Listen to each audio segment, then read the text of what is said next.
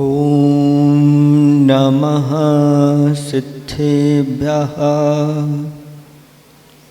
ॐ नमः सिद्धेभ्यः। ॐ नमः सिद्धेभ्यः। मंगलं भगवान् वीरो मंगलं गौतमो गणी मंगलं कुंदार्यो जैन धर्मोस्तु मंगलं सर्वमंगलमांगल्यं सर्वकल्याणकारकं प्रधानं सर्वधर्माणां जैनं जयतु शासनम्। पिणिपत्वर्धमानौ प्रश्नोत्तररत्नमालिकां वक्षे नागनरामरवन्द्यं देवं देवाधिपं वीरम्। देवादिदेव 1008 वर्तमान शासन नायक महावीर भगवान की परम पूज्य स्वाट आचार्य पिवर गुरुवर श्री विद्यासागर जी महामुनिराज की परम पूज्य स्वाट राजर्षि अमोघ वर्ष महामुनिराज की 3 कम 9 करोड़ मुनिराजों की बोले परम पूज्य मुनि 108 श्री विमल सागर जी महाराज की समस्त मुनि संघ की। अगले श्लोकों का पाठ करेंगे। कहा खलु नालंक्रियते दिष्टादिष्टार्थ साधन पटिया कंठस्थित्या विमल प्रश्नोत्तरत्नमालिकया भगवन की मुपादेयं गुरुवचनं हेयमपि च किमकार्यं को गुरुरधिगत तत्त्वः सत्हिताभ्युद्यतः सततं त्वरितं किं कर्तव्यं विदुषा संसार संततेच्छेदा किं मोक्ष तरोर्बीजं सम्यक् ज्ञानं क्रियासहितं किं पथधनं धर्मः का शुचिरेः यस्य मानसं शुद्धं कः पंडितः विवेकी किं विस्मोदीरिता गुरुवः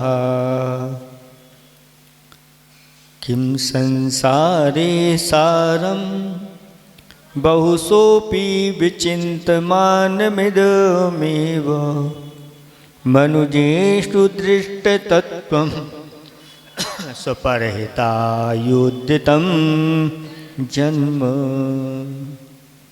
बस इतना ही हुआ। धर्म स्नेही भक्तात्माओं, अभी तक कितने प्रश्नों के उत्तर हो गए? ध्यान है आप लोगों को?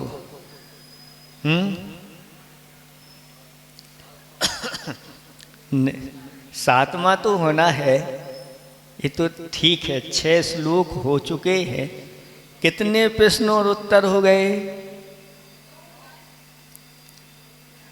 एक बार नजर डाल लें, क्योंकि 2 दिन का बीच में गैप हो गया है और इधर पढ़ना है और उधर इधर पाठ उधर सपाट, ऐसी स्थिति है।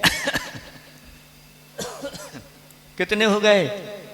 10 प्रश्न हो चुके हैं और इनके उत्तर भी दे दिए गए हैं।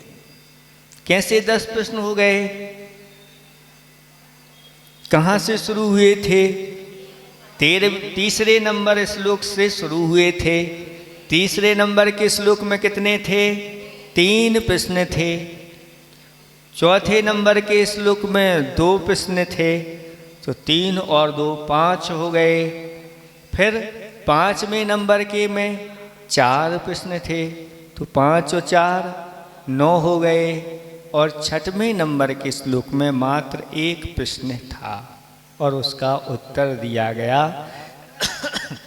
10 प्रश्न हो चुके हैं ना। आप लोग तैयारी करते चले जाओ, नहीं तो परीक्षा में क्या करोगे।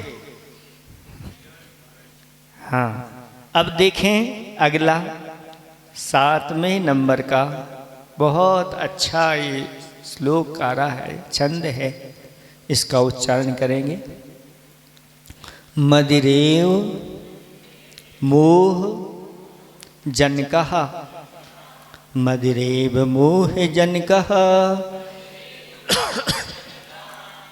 कः स्नेह के च दस्यवो विषयाः, कः स्नेह के च दस्यवो विषयाः, का भव वल्ली तृष्णा, का भव वल्ली तृष्णा, को वैरी नन वनुद्योगः, को वैरी नन वनुद्योगः, मदिरेव मोह जनकः, का स्नेहा के च दर्शवो विषयाः, का भव वल्ली तृष्णा, को वैरी नन्वनुद्योगः। पढ़ें।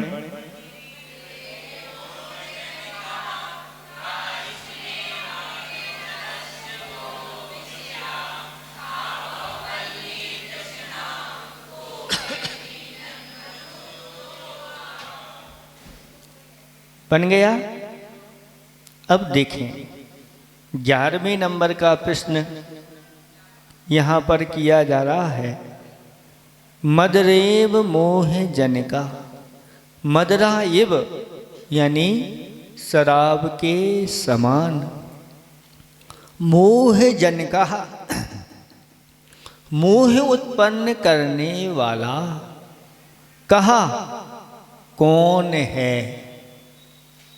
जिस प्रकार से शराब जो है शराबी व्यक्ति को ऐसी मोहित कर देती है कि वह सब कुछ भूल जाता है कि मैं कहाँ हूँ और किससे बात कर रहा हूँ, मुझे क्या करना चाहिए, वह सब भूल जाता है। ऐसे ही मदरा के समान मोह को उत्पन्न करने वाली क्या कोई और दूसरी चीज है।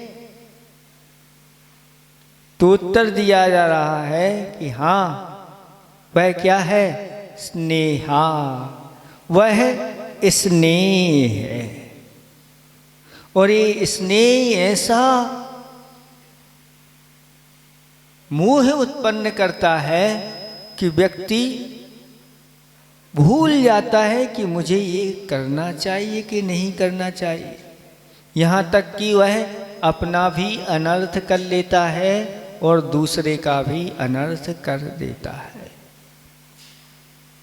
ऐसा ये स्नेह है, ये राग कहलाता है। राग कहें, स्नेह कहें, ये सब एकार्थवाची है। और स्नेह के कारण से क्या हो जाता है। आचार्य ने एक हाइकु लिखा है कि दीप काजल, दीप काजल जल काई उगले, प्रसंग वश। दीप काजल जल काई उगले प्रसंग वश। प्रसंग यानी यहाँ पर स्नेह या संगति के वशी होकर के। दीप को जब तेल या घृत का, तेल घृत कैसा होता है, स्नेहल होता है, चिकना होता है, और उसका संग मिल जाता है तो काजल उगलने लगता है, और जल अगर वहीं पर पड़ा रहा और पड़ा पड़ा जल काई उगल जाता है। ऐसी दशा हो जाती है, उस काई पर किसी का पैर पड़ जाए तो फिसल जाता है, टूट जाता है। ऐसे ही आचार्य भगवंत कहते हैं कि मोह को उत्पन्न करने वाला कोई है तो वह स्नेह है। स्नेह का बंधन ऐसा होता है कि वह व्यक्ति उसको तोड़ नहीं पाता और उस स्नेह में ही अपने आप को पूर्ण कर देता है। अनादिकाल से ये स्नेह चला आ रहा है। किसके साथ किसका स्नेह है? तो जो भी हमारे कुटुंब परिवार आदि होते हैं उनका स्नेह होता है, और शरीर के साथ भी स्नेह चलता है। और जब इस प्रकार का स्नेह होता है तो व्यक्ति आगे नहीं बढ़ पाता, आगे के कार्य नहीं कर पाता।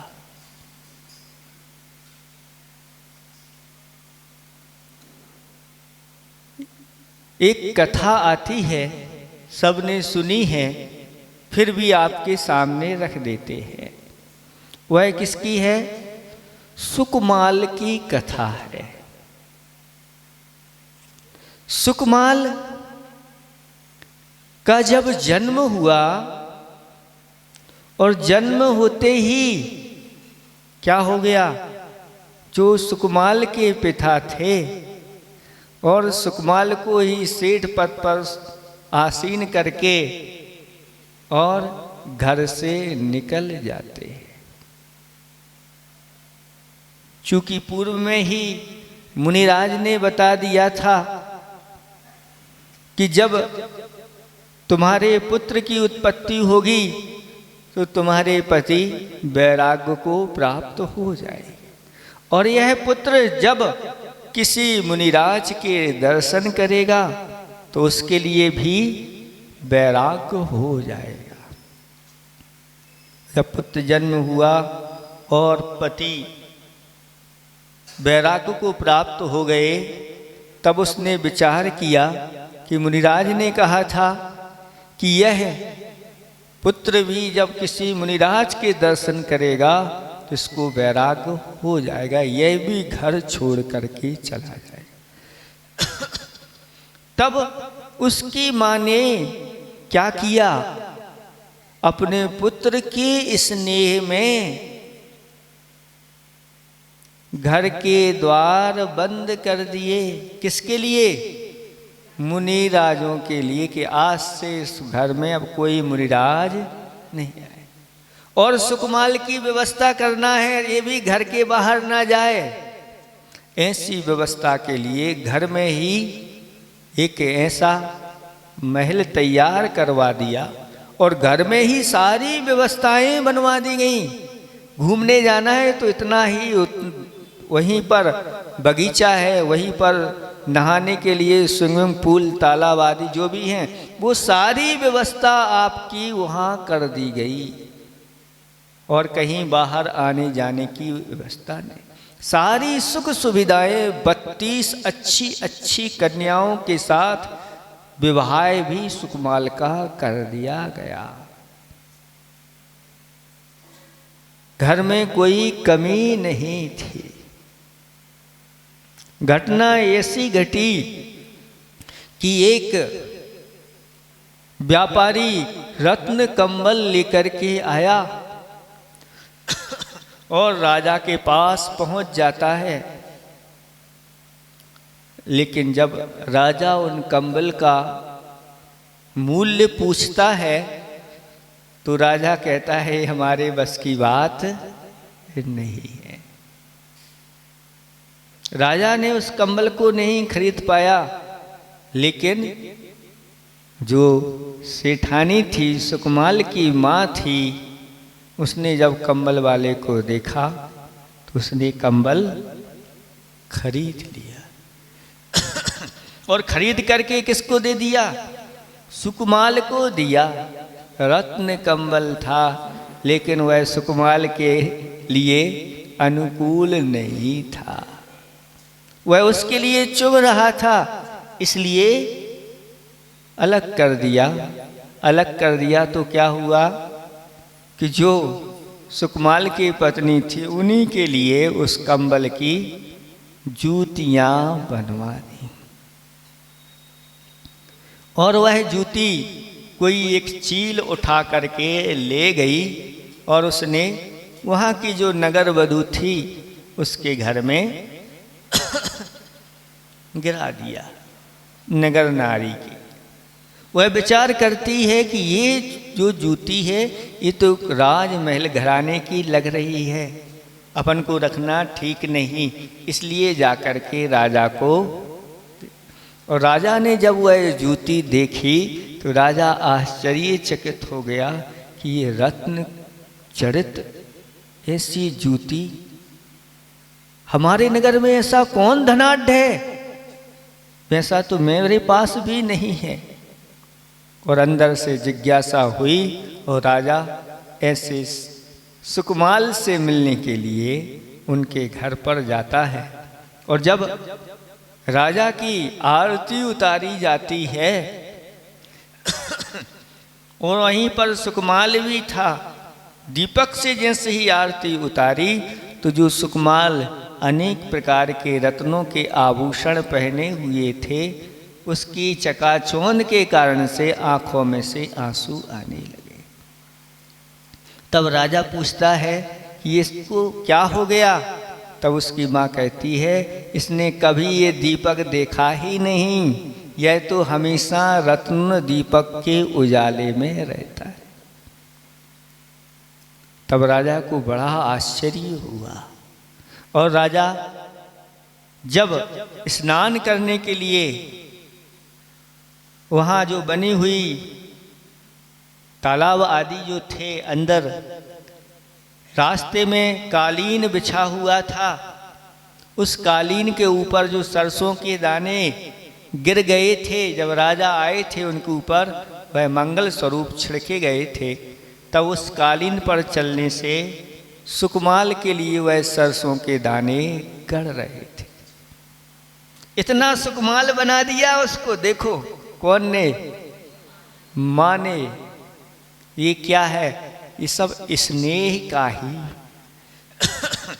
और जब वहाँ पर सरोवर में नहाने के लिए गए और स्नान करते हुए राजा की अंगूठी उस सरोवर में गिरी या उस जो बना हुआ नहाने का स्थान था उसमें गिरी, तो वह राजा नीचे अपनी अंगूठी ढूंढने के लिए गया, लेकिन नीचे देखता है तो वहाँ पर इतने सारे आभूषण भरे पड़े हुए हैं। जैसे आप लोग कहीं सरोवर में नहाने जाओ तो नीचे कंकड़ पत्थर, डुबकी लगाओ तो नीचे क्या मिलेंगे, कंकड़ पत्थर, लेकिन वहाँ कंकड़ पत्थर एक भी नहीं, वहाँ तो आभूषण ही आभूषण पड़े हुए हैं। राजा स्वयं लज्जित हो गया। यानी वह सुकमाल स्नान करने के लिए जाता था अथवा अपनी जो 32 स्त्रियां हैं वो वहाँ पर स्नान करने के लिए कीड़ा के लिए जाती थीं, और जो आभूषण नीचे गिर गए उनको कभी उठाना नहीं है। ऐसे भरमार है, खजाना है घर में आभूषणों का। वह लज्जित हो गया राजा, और जब भोजन करने के लिए बैठा तो सुकमाल जो है एक एक दाना बीन करके खा रहा है। राजा कहता है कहीं ये बीमार तो नहीं है, क्या हो गया, एक एक दाना बीन करके खा रहा है। तब माँ कहती है कि इसको प्रतिदिन जो कमल होते हैं उन कमलों में चावलों को सुवासित किया जाता है और फिर वह चावल बनाए जाते हैं, तब ये खाता है, इसको खाने के लिए दिए जाते हैं। आज कम पड़ गए, आप आ गए, इसलिए कुछ और मिला करके चावल बना दिए हैं, इसलिए वह उन चावलों को सुवासित चावलों को बीन बीन करके खा रहा है। तब राजा कहता है कि अब ये आपका ही सुकमाल नहीं है, ये अब हमारे पूरे अवंती देश का यह सुकमाल है। धन्य है ये इसका पुण्य ये पुण्यात्मा पुरुष है जिसके लिए सारे सुख सामग्री की सब कुछ अनुकूलता है। और ऐसे करते करते सुकमाल का जीवन कितना निकल गया पता नहीं चला। लेकिन सुकमाल के जो मामा थे मुनिराज थे, और उन्होंने जान लिया अवधि ज्ञान से कि सुकमाल की आयु बहुत थोड़ी बची है और यह विषय भोगों में लगा हुआ है, इसका कल्याण कैसे होगा और मुझे जाना चाहिए।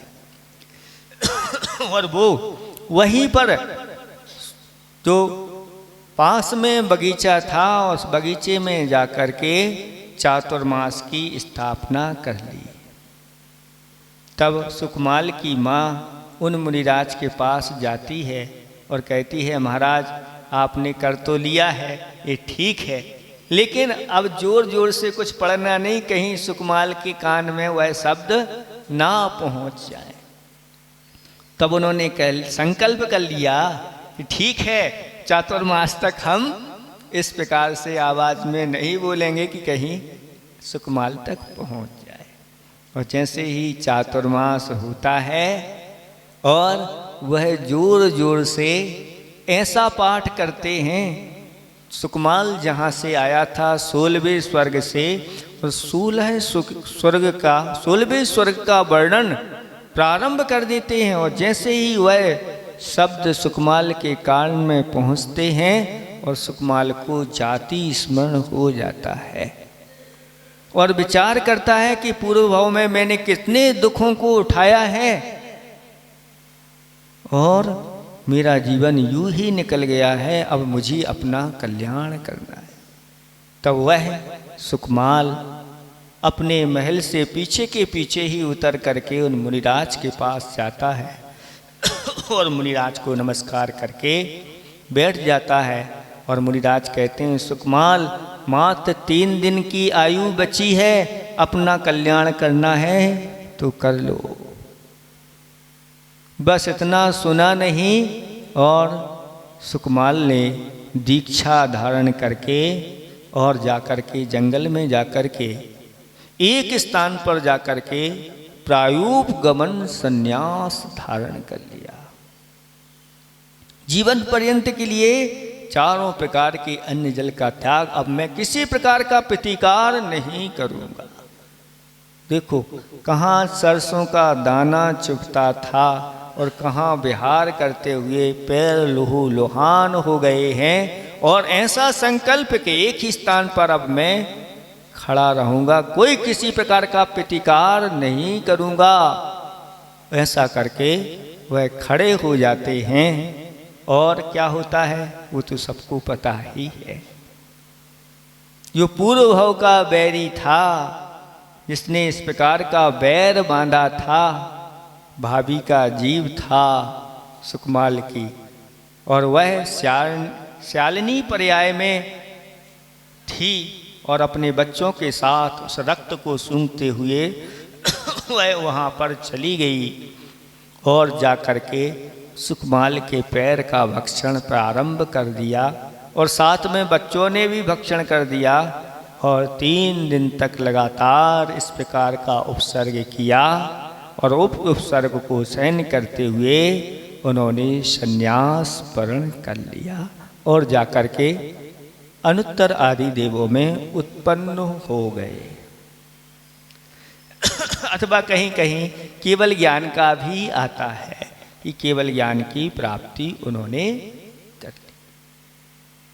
इस प्रकार से ये हो गया स्नेह, रागी नादान, बैरागी वरदान, द्वेषी शैतान। ये हाई को इस कथा में बहुत अच्छे से घट जाता है। रागी कैसा हो गया? नादान हो गया। उसकी माँ ऐसी नादान हो गई कि उसने अपने बालक को बाहर नहीं जाने दिया। मुनियों के लिए दरवाजे बंद कर दिए, कोई मुनिराज ना आ जाए। लेकिन सुकमाल के लिए बैरागी कैसे बन गए? वरदान बन गए। और ऐसे वरदान बने, दीक्षा धारण कर ली और दीक्षा धारण करके एक स्थान पर खड़े होकर के प्रायोगमन संन्यास धारण कर लिया, लेकिन देशी शैतान बन करके उनका भक्षण करने लगा।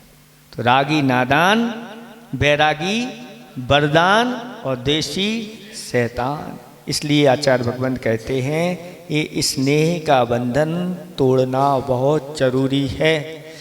अगर ये बंधन आपने नहीं तोड़ा तो यूं ही संसार के परिवर्तन आपके चलते चले जाएंगे, कभी छूटने वाले नहीं हैं। इसलिए कुटुंबी जनों पर राग करना स्नेह है। मोहित हुआ आत्मा अपने पराये को भूल जाता है कि अपना क्या है और पराया क्या है। अपने को ही दूसरों का कर्ता, भोक्ता व स्वामी बन करके यह चलता है कि मैं ही सब करने वाला हूँ, मैं ही घर को चलाने वाला हूँ। अगर मैं नहीं हूँगा तो घर कौन चलाएगा, इनकी क्या होगी। लेकिन जो चले जाते हैं उनके चले जाने के बाद भी घर बहुत अच्छी तरह से चलता है।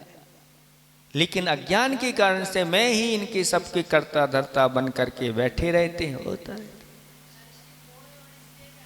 मोह और स्नेह ही तो मोह को उत्पन्न करने वाला स्नेह है। यानी यह स्नेह ऐसा मोह उत्पन्न करता है, मोह की ही एक पर्याय इसको अपन मान लें। यानी स्नेह मोह को बढ़ाने वाला होता है और भूल जाता है कि मुझे अपना कल्याण करना है, और वह स्नेह में ऐसा आसक्त हो जाता है कि छोड़ नहीं पाता। और आप लोग सब पद्म पुराण तो आपने पढ़ा ही है, बलभद्र और नारायण का स्नेह कैसा होता है। एक दूसरे के बिना रह नहीं पाते। एक का अगर अशुभ सुन लिया तो दूसरा भी ऐसा मोहित हो जाता है कि सब कुछ भूल जाता है उनके मोह में। 6 महीने तक लगातार कंधे पर रख करके और उनको खिला रहे हैं, पिला रहे हैं। ये क्या है? सम्यक दृष्टि है, छायक सम्यक दृष्टि है। अब देखो ये स्थिति है। आचार्य भगवान कहते हैं कि असंयम की परिणति ऐसी हो जाती। यहाँ कोई अगर ऐसा कर दे तो आप उनको पागल, ये पागल हैं, इनको यहाँ से हटाओ और इनको कहाँ भेजो? पागल खाने भेजो। आप लोग पागल खाने में भेजो, वो पागल नहीं हैं। राग बहुत खतरनाक है। इसलिए आचार्य भगवंतों ने कहा कि राग तोड़ना बहुत जरूरी है। एक बार इसकी शुरुआत करो। ये है ना कड़ी चेन बनी हुई है, इस चेन को एक बार तो तोड़ो। और एक बार अगर आपने तोड़ दिया तो ये आगे जाके आपकी सारी अनुकूलताएं मिलती चली जाएंगी। नहीं तो नहीं। सब निकलते गए, लेकिन अभी बलभद्र कहते हैं जाओ अपना अपना आप कल। पुत्र भी निकल गए, लवकुश जैसे बाहर निकल गए दीक्षा धारण करने के लिए। लेकिन पिताजी कहते हैं अभी हाँ आप लोग जाइए, अपना कल्याण करें, अभी मुझे और कुछ करना है। स्नेह रहता है, इसके कारण से इस प्रकार की चीज़ें हो जाती हैं। किसी को पत्नी का स्नेह रहता है, पत्नी को पति का स्नेह रहता है, किसी को भाई भाई का स्नेह रहता है, किसी को भाई बहन का स्नेह रहता है, किसी को माँ बेटे का, माँ बेटी का, आदि आदि। ये स्नेह बहुत सारे स्नेह होते हैं। वह स्नेह के कारण से ये सब काम आगे दीक्षा धारण नहीं कर पाता, वैराग्य धारण नहीं कर पाता, अपना कल्याण नहीं कर पाता। इसलिए आचार्य भगवंतों ने ये मोह को उत्पन्न करने वाला मदिरा के समान कोई चीज है तो वह स्नेह है। स्नेह को छोड़े बिना मुक्ति संभव नहीं है। देखो गुरु पत्नी से स्नेह होने के कारण से राजा बसु झूठ बोला था, और झूठ बोला तो क्या हुआ? नरक की यात्रा हुई। सिंहासन सहित ही धरती में वह धस गया। ऐसा फट गई धरती, क्योंकि ये बहुत बड़ा अनर्थ था। ऐसा सामान्य झूठ नहीं था। उस झूठ के कारण से आज जीवों का वध अभी तक चल रहा है। ये सब क्यों? तो स्नेह के कारण से ये सब चीजें हैं। स्नेह जो हो गया एक तरह से ये प्रमाद का रूप होता है। 15 प्रमाद में स्नेह कहा है। स्नेह को हम राग ही मान लें, राग के अंतर्गत ही ये आते हैं। 2 प्रकार से मोहिनी को बताया है, मोहिनी राग और देश। चारित्र मोहिनी 2 प्रकार से लें, राग और देश। राग में क्या क्या आ जाता है, तो 4 कसाय में 2 कसाएं राग वर्धक हैं। कौन सी हैं? माया और लोभ, ये राग में चले जाते हैं। और देश में क्या चले जाते हैं? क्रोध और मान द्वेष में चले जाते हैं। अब इसके बाद ये तो कसाय हो गई, अब 9 कसायों का बंटवारा करना है। तो कौन सी 9 कसाय राग में जाते हैं? तो 3 वेद होते हैं, ये राग की कोटि में चले जाते हैं। और हास्य और रति ये किस में चले जाते हैं? राग में चले जाते हैं। हंसी जो है राग के कारण से है, और रति यानी किसी वस्तु में स्नेह उत्पन्न हो रहा है, तो ये सब किसकी हैं? राग की ही परिणति होती है। तो ये राग में रति स्नेह जो है वह राग की श्रेणी में ही आ जाता है। और बाकी सब 9 कसाएं जो हैं बची हुई हैं वह द्वेष में चली जाती हैं, यानी अरति और शोक, भय और जुगुप्सा ये 4 और 2 6 तो देश रूप हो गए, और 7 जो हैं वह राग रूप हो गए, 13 हो जाते हैं। 9 कसाय और 4 क्रोध मान माया कसाय। 13 में से बंटवारा होता है तो 7 राग में हो जाते हैं और 6 देश में चले जाते हैं। इसलिए यहाँ पर राग छोड़ने के लिए कहा जा रहा है, यह स्नेह आप छोड़िए तब आपका कल्याण होगा, नहीं तो आगे आप कल्याण नहीं कर सकते। राग में फंस करके चमरी गाय का उदाहरण आता है। चमरी गाय सुनी है आप लोगों ने? उसकी जो पूंछ होती है उस पूंछ में सफेद उसके बाल होते हैं और गुच्छा होता है, वो बहुत सुंदर होते हैं।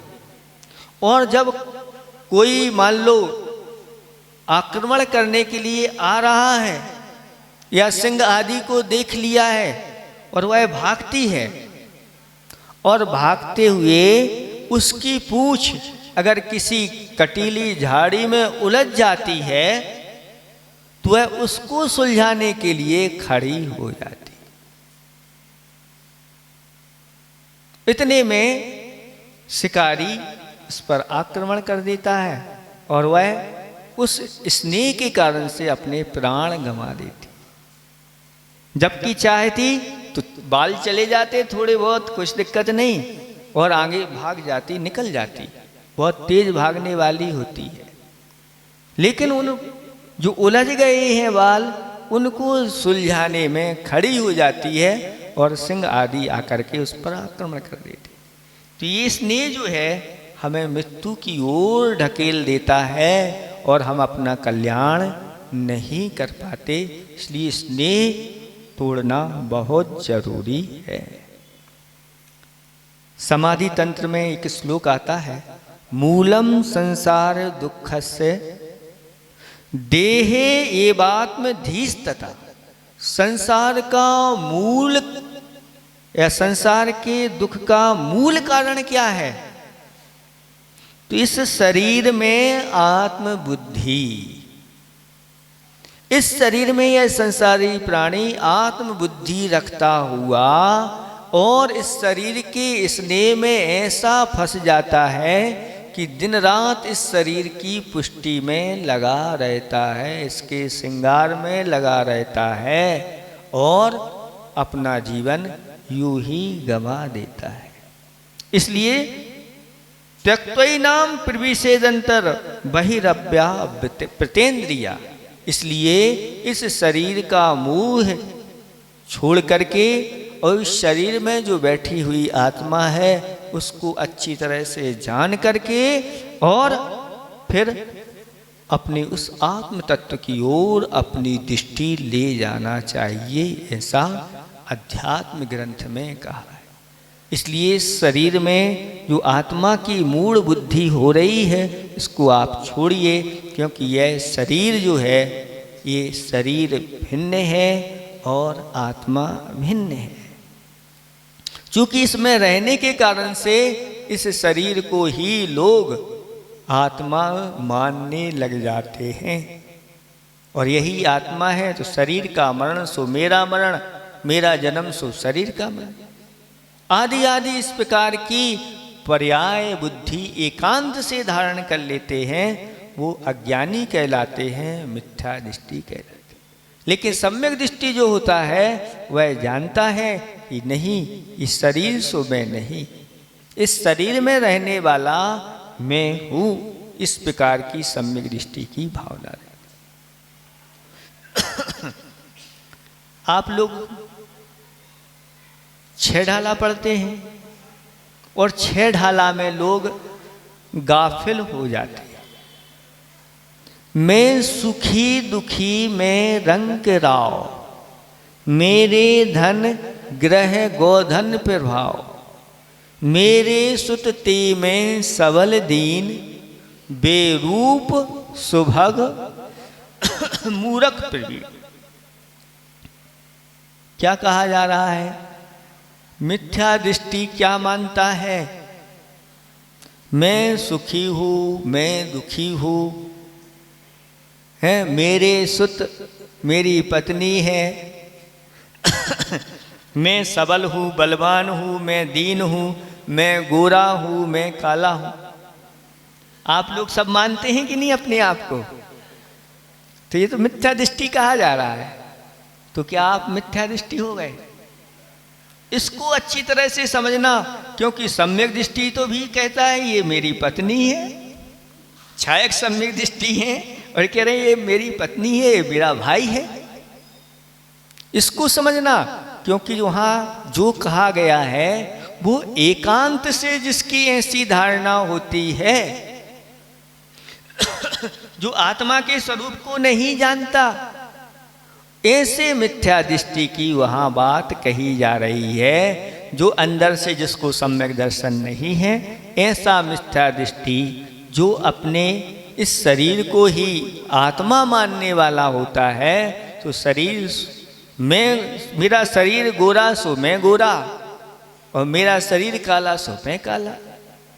इस सब इस प्रकार से जो चलने वाले होते हैं उनके लिए कहा गया है, ना कि सम्यक दृष्टि के लिए। सम्यक दृष्टि वह जानता है ये मेरा वास्तविक स्वरूप नहीं है, ये मेरे कुटुंबी आदि ये सब व्यवहार से हैं, निश्चय से ये मेरे नहीं हैं। निश्चय और व्यवहार दोनों का सिद्धांत करने वाला सम्यक दृष्टि होता है, उसी के अंदर सम्यक की प्राप्ति होती है और प्रगटता उसके अंदर होती है। लेकिन अगर कोई एकांत से मानने वाला है तो उसके लिए कहा कि ये मिथ्या दृष्टि की श्रेणी में आ जाता है। इसलिए ऐसा नहीं लगा लेना कि अब तक छह डाला लोग पढ़ करके अपने आप को से कहते हैं हम तो मिथ्या दृष्टि हैं, हम तो छह डाला मैंने ऐसा लिखा है, क्योंकि हम तो मानते हैं ये मेरी पत्नी है, मेरा घर है, मैं गरीब हूँ, मैं अमीर हूँ। आप अमीर हैं तो अपने आप को अमीर मानते हैं, तो सम्यक दृष्टि क्या नहीं मानता? नहीं, सम्यक दृष्टि मानता है, लेकिन ये सब जो कुछ है यह सब व्यवहार से है, ऐसा जानता है, श्रद्धान करता है, और इस प्रकार से वह कहता है। लेकिन भीतर में मेरी जो आत्मा का स्वरूप है उसका भी वह श्रद्धान करने वाला होता है। ऐसी उसकी दशा होती। इसलिए मदरेव मोह जन का स्नेहा, वह स्नेह है, तो स्नेह कुटुंब परिवार में भी लगाना और शरीर आदि में भी लगाना। इस तरह से ये प्रश्न का उत्तर हो गया। अब अगला देखें, केचा दस्यवो विषया। के माने कौन, चा माने और, दस्यवो, दस्यवा का अर्थ होता है लुटेरे। अब बताओ लुटेरे कौन हैं?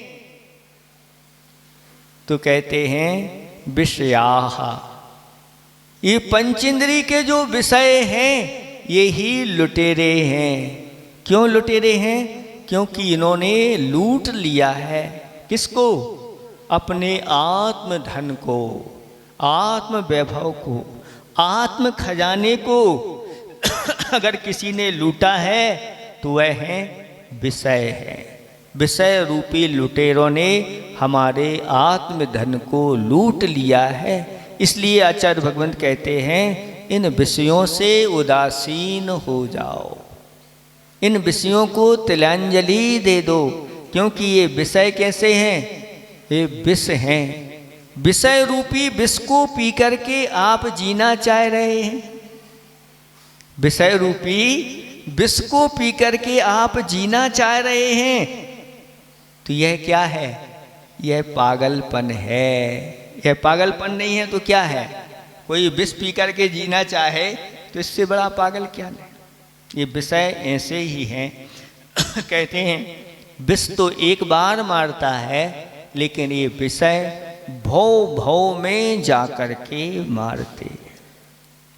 एक बार अगर विषयों में फंस गया प्राणी तो जाकर के फिर नरकों में और फिर त्रियंचों में, फिर नरकों में, फिर त्रियंचों में।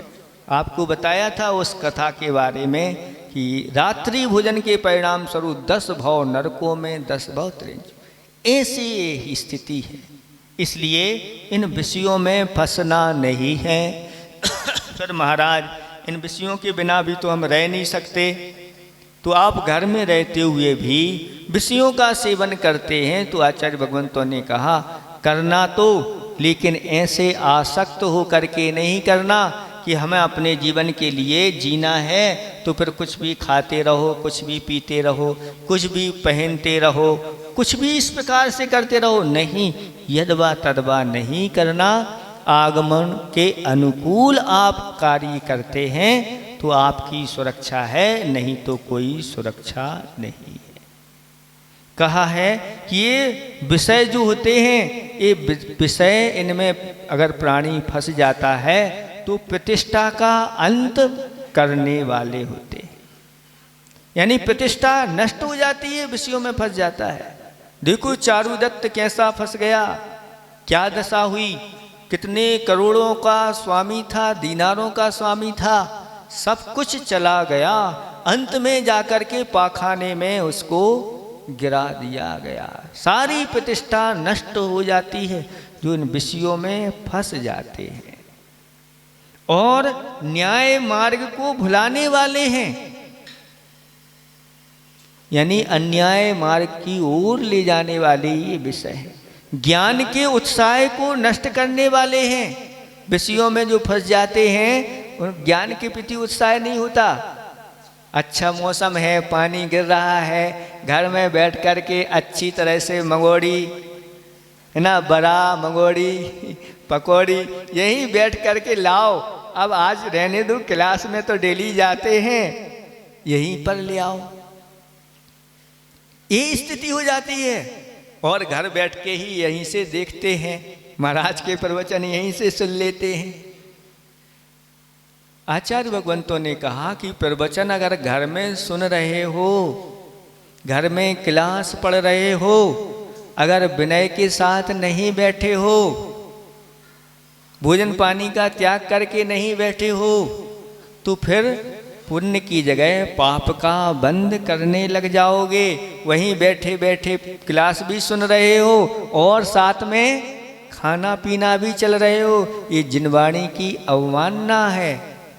भले गुरु महाराज नहीं देख रहे हैं, सुन रहे हो आप लोग, लेकिन आप तो गुरु महाराज को देख रहे हो, उधर आपको नहीं देख रहे आपके घर में क्या चल रहा है। लेकिन इस प्रकार से चलता रहता है। इसलिए इन सब चीज़ों का त्याग करके अगर करते हैं तो उसका सही फल मिलता है। विनय के साथ ही जिनवाणी को ग्रहण करना चाहिए। और कहा असंयम से प्रीति कराने वाले ये विषय होते हैं, अनेक प्रकार की विपदाओं को देने वाले होते हैं, कुमार्ग में ले जाने वाले होते हैं, अविवेक को उत्पन्न करने वाले होते हैं, यहाँ तक कि प्राणों को गवा देने वाले ये विषय होते हैं। एक एक इंद्री के वशीभूत होकर के शास्त्रों में उदाहरण दिए गए। स्पर्शन इंद्री के वशीभूत होकर के हाथी, ऐसा हाथी जो स्वच्छंद होकर के जंगल में विचरण करता है, कोई उसको पकड़ नहीं सकता लेकिन हाथी पकड़ने वाले विषयों में फंसा करके उसको पकड़ लेते हैं और ऐसी व्यवस्था करते हैं, एक गड्ढा खोदते हैं और उस गड्ढे को ऊपर से ढक देते हैं, धूल आदि डाल दी, लकड़ी आदि पट्टे आदि से, और सामने इस प्रकार से एक हथनी का हूबहू चित्र खड़ा कर देते हैं और उसकी ओर वह आकृष्ट होकर के आता है और गड्ढे में जाके गिर जाता। अब हाथी है, गड्ढे में गिर गया है, वहाँ से निकल नहीं पा रहा है। 1 दिन हो गए, 2 दिन हो गए, 3 दिन होते हैं तो एक तेला में हाथी का जो मद था उसका तेल निकल जाता है और अब स्थिति ऐसी हो जाती है कि हाथी विचार करता है कि कोई आ जाए और मुझे इस गड्ढे से निकाल ले, कोई आ जाए मुझे पानी पिला दे, कोई आ जाए मुझे खाना खिला दे, यानी कुछ भोजन दे दे। और कौन आ जाते हैं? वही आ जाते हैं जिन्होंने गड्ढे में गिराया है और पानी लेकर के बाल्टी में आ जाते हैं और पानी जैसे ही मिलता है विचार करता है प्राण बच गए, ये हमारे कौन हैं? प्राण बचाने वाले हैं। खाने के लिए दे देते हैं, बस अब वह कहता है इन्होंने मेरे प्राण बचाए। उसे इतना ज्ञान नहीं है कि इन्हीं ने हमें फंसाया है और वो फिर जैसा कहते चले जाते हैं। अभी गड्ढे में से बाहर नहीं निकालना, अभी ये हाथी हमारे बस में हुआ है कि नहीं। उससे कहते हैं 1 पैर उठा तो पैर उठाता है, 2 पैर उठा तो 2 पैर पर उठा देता है, 3 पैर 1 पैर पे खड़ा हो जा तो 1 पैर पे खड़ा हो जाता, बैठ जा बैठ जाता है। अब देख लिया कि ये हमारे बस में हो गया, उसको निकाल लेते हैं और अपने साथ ले जाते हैं। स्पर्शन इंद्री के वशीभूत हुआ हाथी जीवन पर्यंत वह गुलाम बन जाता है। रसना इंद्री में मछली का उदाहरण दिया कि मछली होती है वह मछली और लोभ में आकर के रसना इंद्री के और फंस जाती है। एक दृश्य एक कवि ने कल्पना की और एक दृश्य बनाया कि एक व्यक्ति तालाब किनारे बैठा है, हाथ में एक डंडी लिए हुए है, उस डंडी में एक क्या लगा है? धागा लगा हुआ है, उस धागे में एक कांटा लगा हुआ है, उस कांटे में मरा हुआ केंचुआ लगा हुआ है और उधर लिखा हुआ है पंक्तियों में, मैं मरा तेरे लिए तू ना मर मेरे लिए, गर मरी मेरे लिए ऊपर खड़ा तेरे लिए।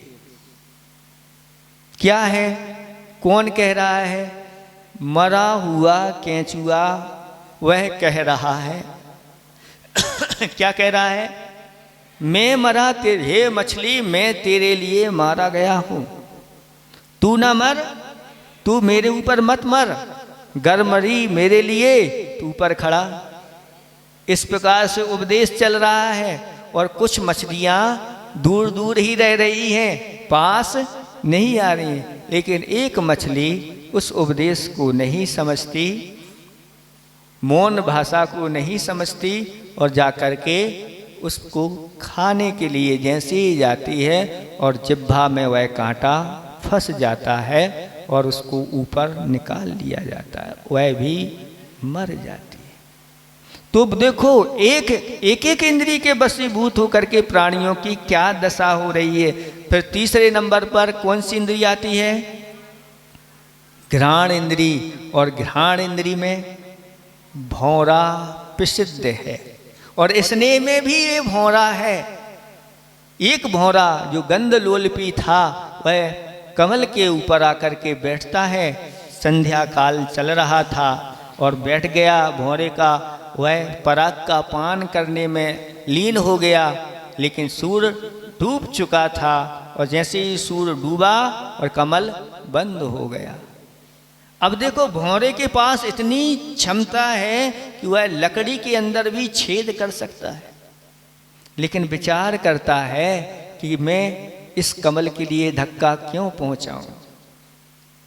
इसने तो मुझे ऐसी पराग दी है, उस पराग के प्रति उसका स्नेह ऐसा हो गया, अच्छे से रात्रि भर इस पराग का पान करता हूँ, और जब सुबह सूर्य उदय होगा यह कमल खिलेगा और मैं उड़ जाऊंगा और अनेक फूलों के ऊपर जाकर के उनकी पराग का पान करूंगा। ऐसा विचार कर रहा है बैठे बैठे, तभी वहीं से एक हाथी निकलता है और हाथी सूंड बढ़ाता है और उसी कमल को तोड़ करके और वह मुख में चबेना बना लेता है, मर जाता है। फिर इसके बाद चौथे नंबर पर पतंगा को रखा। चक्षु इंद्री के विषय में जो है पतंगा उत्पन्न होते हैं और इस लाइट के ऊपर जाकर के उसी में जाकर के यहाँ तक कि हेलोजन जैसी में अंदर जाते हैं, फिर जल जाते हैं, फिर जाते हैं, फिर जल जाते हैं, और अंत में अपना पूरा जीवन उसी में उनका समाप्त हो जाता है। और पांचवी इंद्री पर कर्ण इंद्री है।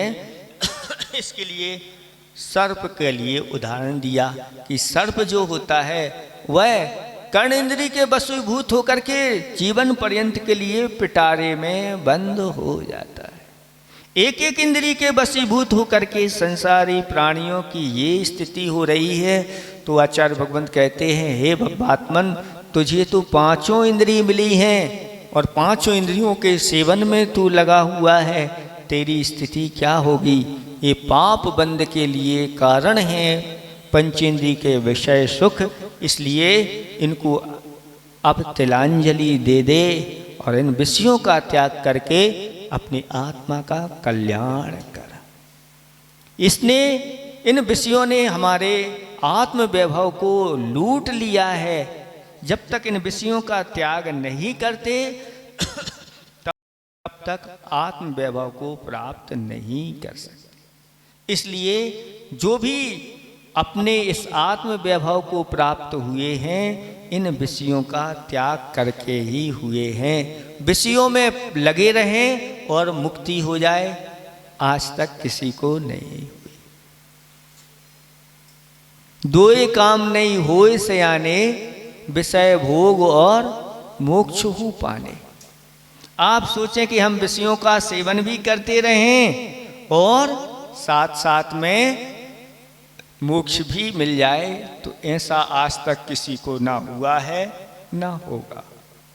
जिनको भी मुक्ति की प्राप्ति हुई है इन विषय कसाओं को तिलांजलि दे करके यथाजात मुद्रा को धारण करके जब आत्म तत्व में लीन हुए हैं तब ही उनको मुक्ति हुई है।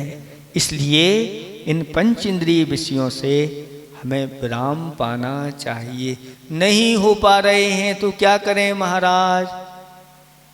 तो आप घर में रह करके भी आप इन पांचों इंद्रिय संबंधी जो आसक्ति है उसको कम करिए। आसक्ति कैसे कम माने महाराज। तो आसक्ति जैसे आप स्पर्शन इंद्रिय संबंधी है तो स्पर्शन इंद्रिय के लिए आप शरीर के लिए आप कुछ भी आप उपयोग करते हैं तो शुद्ध करिए। यानी इसमें आप साबुन लगाते हैं तो ऐसी साबुन का प्रयोग नहीं करिए जिसमें पिग फैट रहता है या जानवरों का इस प्रकार से जो भी फैट निकलता है उसमें, तो जिनमें इस प्रकार की चीज़ें डली हैं आप उपयोग नहीं करिए, इस प्रकार के तेल उपयोग नहीं करिए, इस प्रकार के सेंट उपयोग नहीं करिए, इस प्रकार के आप क्रीम उपयोग नहीं करिए, पाउडर जो पशुओं के रक्त आदि से बनाए गए हैं अथवा पशुओं के अवयवों से तैयार हुए हैं, ऐसे आप उपयोग नहीं करिए।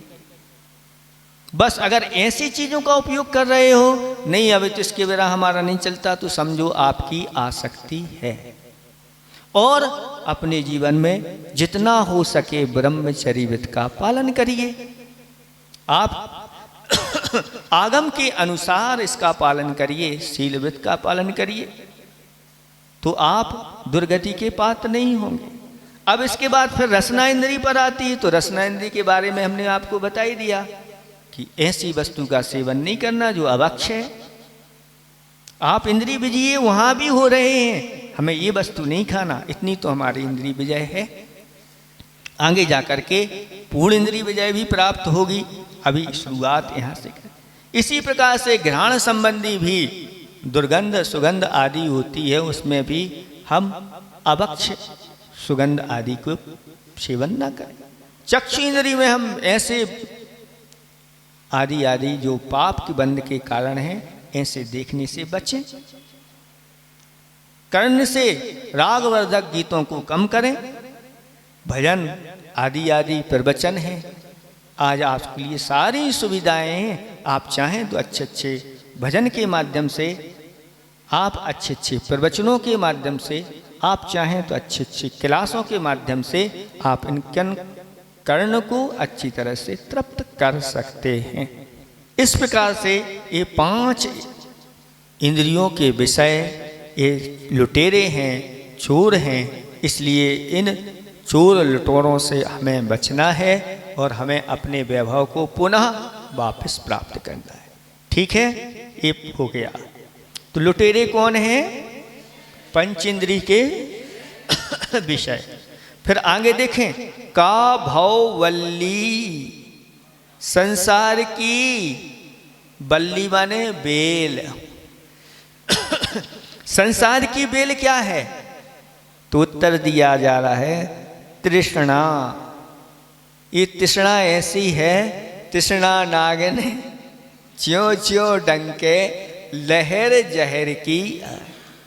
इस तृष्णा को आप जितना पुष्ट करते चले जाओगे वह क्या होगी? बढ़ती चली जाएगी, ये घटने वाली नहीं। जितनी पूर्ति करते चले जाओगे, ये मनुष्य खोपड़ी ऐसी ही खोपड़ी है, इसमें जितना भी डालते जाओ यह तृप्त नहीं हो पाती।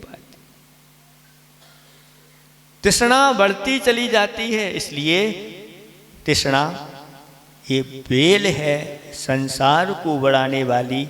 अगर संसार की बेल आपको काटना है, छेदना है, नष्ट करना है तो अपनी तृष्णा को कम करते चले जाओ। अपने जीवन में संतोष धारण करो और के लिए नहीं तो फिर कुछ हाथ में नहीं लगे। किसी ने कहा था, थे मिठाई की फिक्र में रोटी भी गई। थे मिठाई की फिक्र में रोटी भी गई, चाहते थे बड़ी वस्तु छोटी भी गई। चाहते थे बड़ी वस्तु छोटी भी गई, गुरु की नसीहतें ना मानी आखिर। गुरु की नसीहतें ना मानी आखिर, पतलून के चक्कर में लंगोटी भी गई। पतलून के चक्कर में लंगोटी नहीं गई, लंगोटी भी चली गई, कुछ नहीं बचा। कहते हैं ना, आधी छोड़ पूरी को धावे, न आदि पावे न पूरी। इसलिए ज़्यादा दौड़ लगाने की आवश्यकता नहीं है, बस इतना पर्याप्त अपने जीवन में हो जाए कि प्रभु इतना दीजिए जा में कुटुंब समाए, मैं भी भूखा ना रहूं साधु भी भूखा न बस इतना पर्याप्त है, और ज़्यादा पीढ़ियों के लिए जोड़ करके रखने की ज़रूरत नहीं है, नहीं तो लोभ में पड़ जाएंगे। तो आचार्य श्री ने एक कथा सुनाई थी, लोभ शिला। लोभ शिला, एक घर में बहुत सारे जोड़े थे, बहुएं थीं, मतलब माता पिता भी थे और 7-8 बच्चे थे, और उनकी पत्नियां भी आ गईं। तो 8 दूनी 16 कारण भावनाएं हो गई। अच्छा से कि 8 थे और 8 का विवाह हुआ तो 16 कारण भावनाएं। धीरे धीरे क्या जब बहुएं आ गईं तो फिर जो उनके ससुर जी थे, अब उनकी पूछताछ ज़्यादा कुछ हो नहीं रही थी, और सबने एक ही तरफ उनको, इनका एक कमरा अलग बनाओ, ये अलग सब रहेंगे। ऐसी दशा जब हो गई, कोई पूछ नहीं रहा है, और सारा का सारा पिताजी ने भी गलती की कि बच्चों के नाम सब कुछ कर दिया, अब उनके हाथ कुछ रहा नहीं। आखिर क्या करें? तो मित्र के पास वो गए और मित्र ने सलाह दी कि ऐसा ऐसा कर लो, और सलाह हो गई। और मित्र के यहाँ से एक बहुत बड़ी संदूक है ना, उसमें अच्छा ताला लगा हुआ था, कोई खोल नहीं सकता, और मित्र के यहाँ से ले करके, और उसमें सामग्री बहुत सारी रखी हुई थी, और बच्चों को बुलाया, बेटे आओ जल्दी आओ। पिताजी ये क्या है? वो हमारी बहुत मित्र के यहाँ रखी हुई थी ये संपत्ति, और जल्दी से जल्दी उतरवाया और अपने कमरे में रखवा लिया। अरे पिताजी के पास तो इतना सब कुछ है, बस क्या था। फिर दूसरे दिन से चालू हो गए, पिताजी आपको हमारे भोजन करना है, यहाँ करना है, ये हलवा और ये अच्छे से दूध और सब समय पे नाश्ता पानी, सब सेवा होने लगी सारी बहुएं के। पिताजी जिस पे प्रसन्न होंगे उसको ये माल मिलने वाला है। और अब पिताजी की खूब अच्छे से सेवा हुई, और जब वह मृत्यु को प्राप्त हुए और जैसे ही उनकी तेरही हुई और सबने ताला तोड़ करके और निकाला, तो उसमें निकला क्या? अच्छी अच्छी शिला रखी थी, सोने की शिला थी, है ना, चांदी की शिला थी, सब थी। सिर्फ वो जैसे आप लोग जब वो करते हैं ना शिलान्यास, तो शिलान्यास में ईंट पर पीला पीला पेपर लगा लेते, ये स्वर्ण शिला है। तो उसमें से स्वर्ण शिला निकली, और फिर रजत शिला निकली, फिर वो है ना बांटने का क्या होता है, सिलबट्टा निकला, बेलना निकला, चकला निकला निकालते गए। ये कौन सी शिला है? तो आचार्य जी कहते हैं ये लोभ शिला है। लोभ में आकर के ऐसी दशा हो जाती है, कहीं आपके ससुर ऐसा ना करें आप लोगों के साथ, इसलिए आप लोग अच्छी तरह से उनकी सेवा करना, जिससे आपका पुण्य इतना बढ़ता चला जाए कि सब कुछ आपके घर में रहे। इसलिए आचार्य भगवान के इस तृष्णा है, इस तृष्णा को आप छोड़िए जितना हो सके। तृष्णा उसका नाम है जिसकी इच्छा पूर्ति कभी नहीं होती, इसी का नाम। जैसे अग्नि है, समुद्र है और स्मशान है, अग्नि में जितना ईंधन डालते चले जाओ वह कभी तृप्त नहीं होती। समुद्र में अनादि काल से नदियां जाके उसमें जा रही, आज तक वह तृप्त नहीं हो। आज तक उसने मना नहीं किया कि बस अब कोई नदी नहीं आएगी, मेरी पूर्ति हो गई। और इसी प्रकार से स्मशान में कितने मुर्दे जाते हैं, लेकिन आज तक वह तृप्त नहीं हो पाए। उसी प्रकार से ये तृष्णा भी तृप्त नहीं हो पाती। हाँ, इसी प्रकार से पेड़ की अग्नि भी है। अग्नि तो कई प्रकार की होती है, उसमें भी थोड़े समय के लिए तृप्त होती दिखती है, लेकिन फिर ज्यों की त्यों हो जाती। इसको ये त्रिखुटी है, 3 खुटी यानी 3 है इसमें, आशा, अपेक्षा और आसक्ति। आशा, अपेक्षा और आसक्ति, ये ऐसी त्रिखुटी हैं जो संसार रूपी रोग की जननी है। संसार का रोग इन त्रिखुटी से ही यह उत्पन्न होता है। वह आशा है, अपेक्षा है और आसक्ति है। इसलिए आचार्य भगवंत कहते हैं इस तृष्णा रूपी बल्ली को जल्दी से जल्दी आप लोग तिलांजलि दे दो और नियम, संकल्प, यम आदि में बंध जाओ, जिससे यह आशा तृष्णा बिल्कुल कम होने लग जाती है। जो जितनी इच्छाओं का त्याग करता चला जाता है, जो जितने नियम संयम में बंधता चला जाता है, वह उतना ही सुखी होता चला जाता है। और जिसकी तृष्णाएं बढ़ती चली जाती हैं वह उतना ही दुखी होता रहता है। दाम बिना निर्धन दुखी, तृष्णा बस धन। धनवान क्यों दुखी है? अभी तृष्णा है उसकी, ये वो आदि आदि करते चले जाते। इसलिए संसार की बेली कोई अगर है तो वह है तृष्णा। ठीक है, इसको आगे बढ़ाते हैं। को बैरी, समय तो हो गया आपका, आज इतना ही रहे, आज इतना ही रखो थोड़ा, ठीक है इतना ही रखो, बस समय आपका हो गया। बोलिए परम पूज्य मुनि 108 श्री विमल सागर जी महाराज की। बंधुओं, अभी आप और हमने राज ऋषि अमोद मुनिराज के द्वारा रचित प्रश्नोत्तर रत्न मालिका की ग्रंथ की कक्षा के माध्यम से मुनि श्री के मुखारविंद से देशना सुनने का सौभाग्य प्राप्त किया। ऐसा ही पुण्य अर्जन प्रतिदिन 8:30 बजे आप और हम सबको यहाँ पर सुनने का अवसर मिलेगा। आगामी 31 तारीख से 10 लक्ष्य महापर्व